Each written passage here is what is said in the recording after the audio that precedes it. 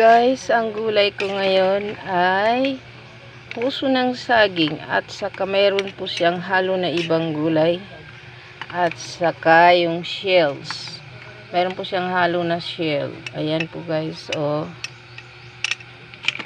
Guys, thanks for watching.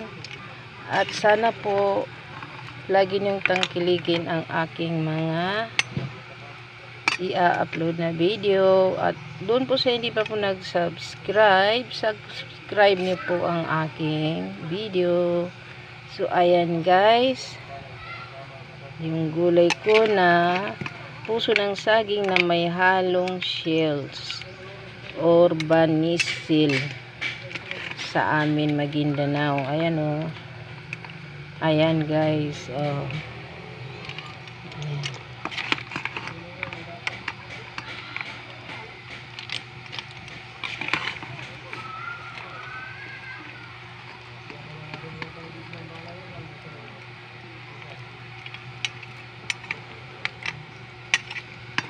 So guys, banisil po ang kanyang pangalan sa Maguindanao, ang shells na yan. So guys, thanks for watching.